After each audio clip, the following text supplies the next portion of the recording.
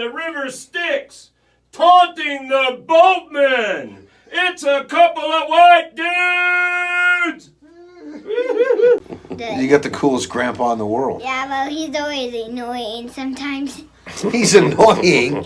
Wait a minute. You're 5. He's 60. In this country, especially because we have the funds, we go through extraordinary means to keep people alive that should just maybe die. I mean, we're putting machines in people that are pumping their hearts that they plug in and charge batteries at night.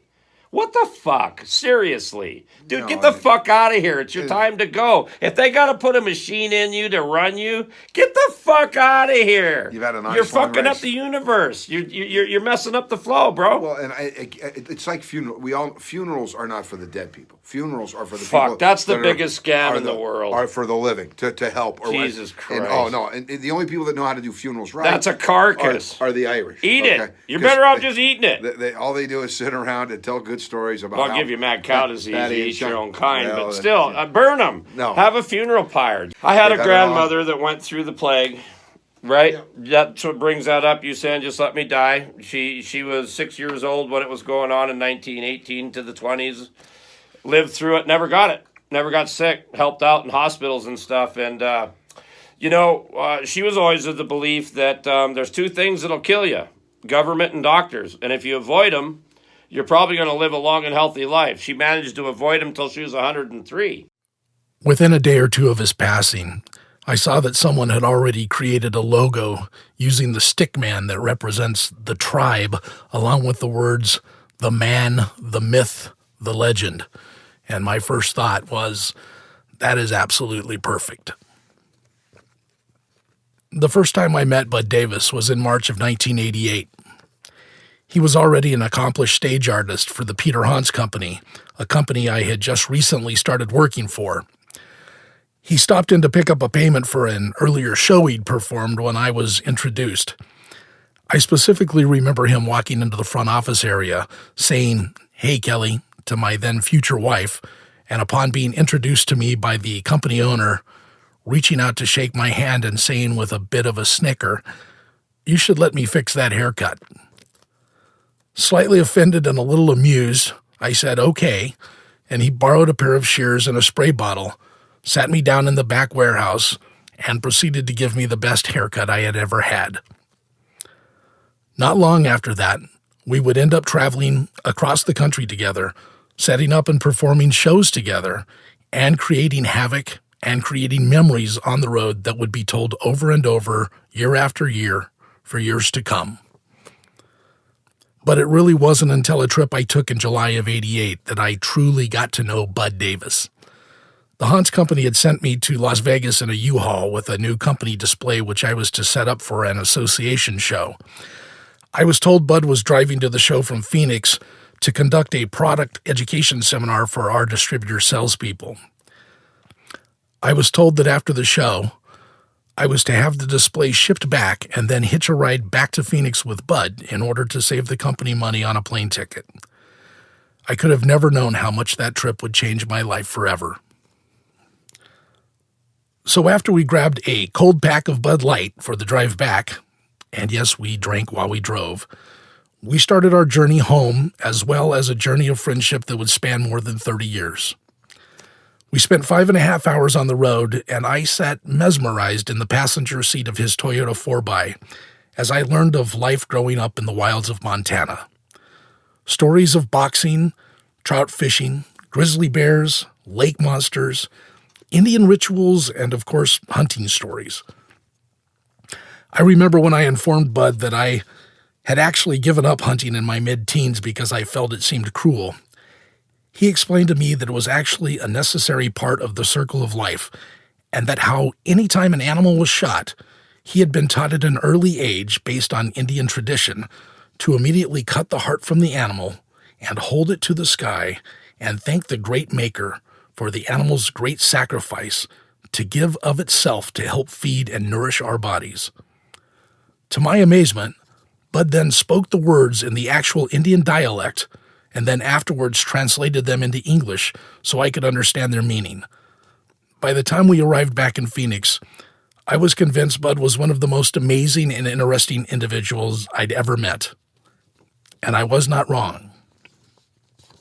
It would be years later, after countless hours spent getting to know Bud Davis, getting to know about single-action pistols, black powder rifles, and the lost ways of the mountain men, that I was sitting and for the first time watching the movie Last of the Mohicans. That's when I truly realized what a character Bud Davis was. If you've seen the movie, in the opening scene, Daniel Day-Lewis, who plays Hawkeye, cuts the heart from a deer he had just shot, and out of his mouth come the exact words Bud recited to me on our drive back from Vegas years earlier. I remember listening to the native words the actor spoke as I read the English translation on the screen, and then I remember looking over at my wife and saying, "God damn Bud Davis." The years Bud and Jules spent in Arizona are still cherished memories for my entire family. If we weren't shooting, fishing, or camping together as families, the quieter times would be spent into the late of night in Bud's workshop, listening to old country music while making bullets, war shirts, holsters, conchos, or jewelry. Through the entirety of our friendship, there was never an angry or jealous word between us. I can say that about no other relationship I've had in my life.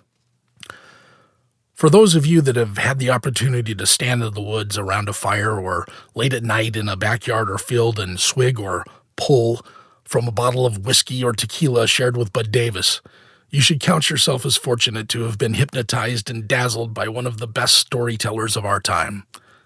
The stories of Preacher Canyon and the Preacher Canyon Free Trappers, the Badger, Little Grizz, Sasquatch, and the Preacher. The shooting prowess of Brady Fisher with the silver dollar and the fallen tree, or the handle-splitting, axe-throwing capabilities of the Badger himself in the battle for the blanket.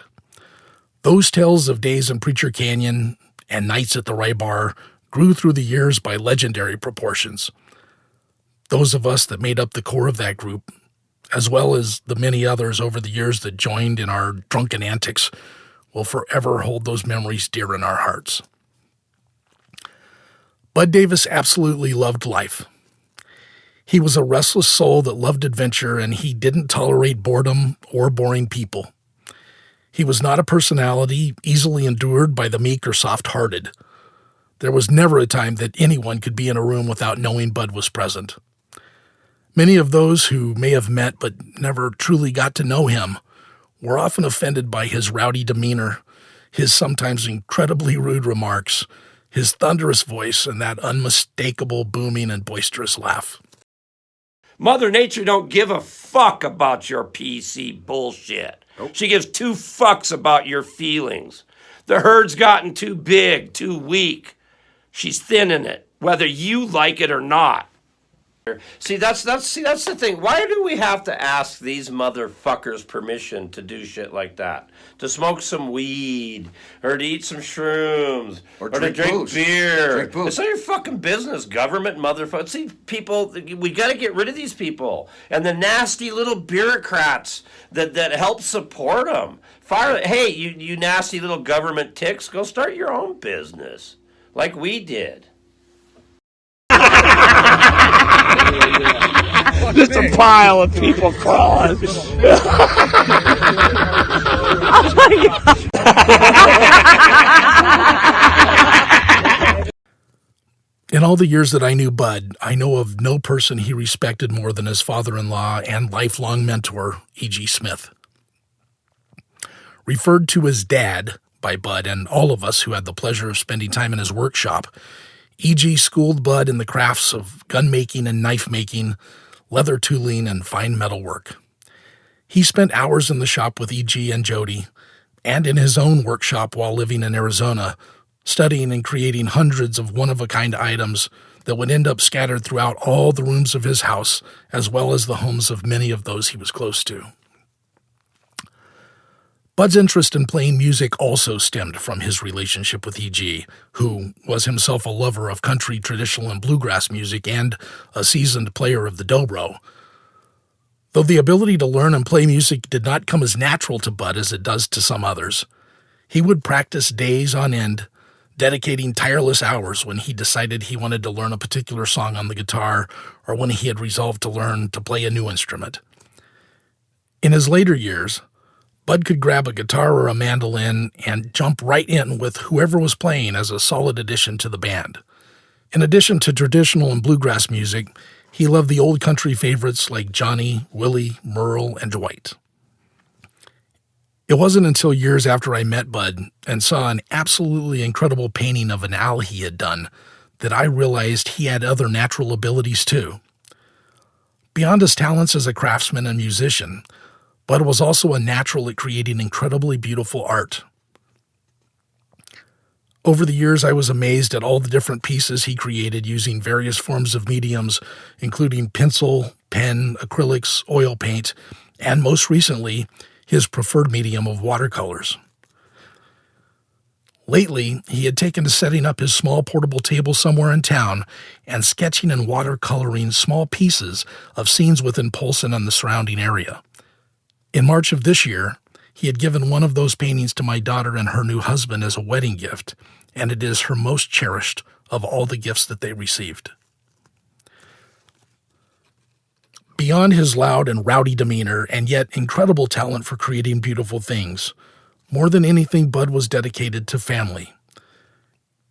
Family wasn't just blood, though many of us recognize the pain he carried for years over the loss of his brother Mike.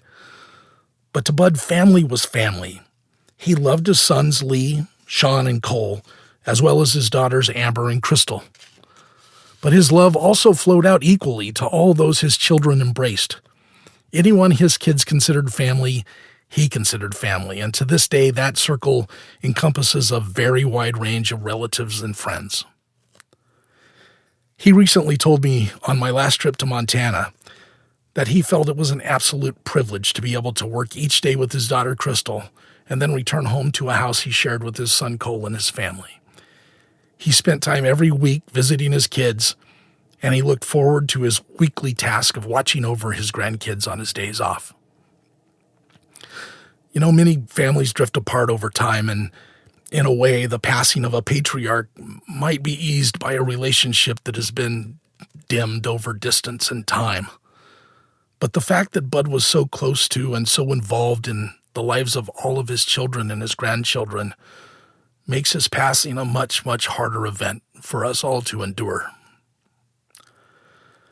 Well, I could literally go on for hours and hours about all our adventures here in Arizona and in the small towns around Flathead Lake, but time is limited, and by God's grace, in time perhaps, I'll be able to share many of those stories with all of you around a campfire, a time in the future when we can all gather together again to celebrate the life of the best friend I've ever known. I'll end by saying this. The world will never see another like you, Bud Davis.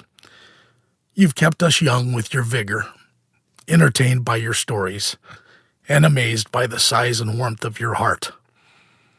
You left us too soon. Fuck you, Bud Davis.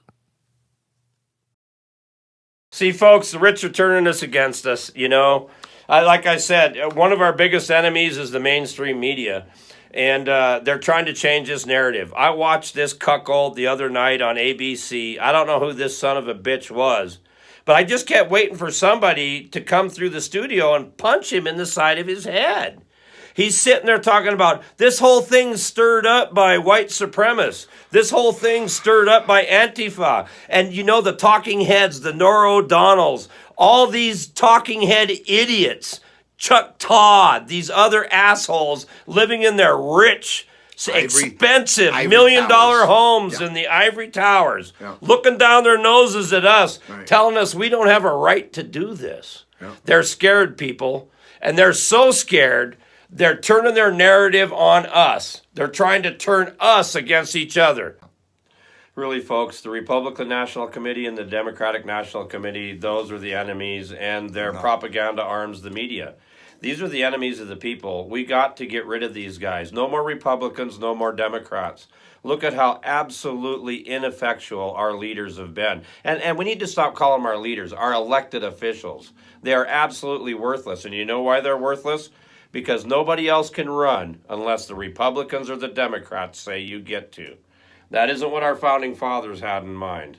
People, I'm telling you, here's a nonviolent change, and we all can do it. You do not vote for not one Republican, Or Democrat. not single one. The RNC and the DNC, Out. Out. enemies. Enemies. It's time to be done with these people.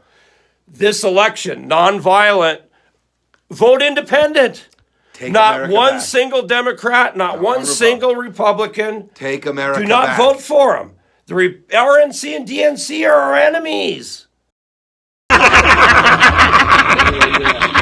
Just a pile of people crawling. Oh my God.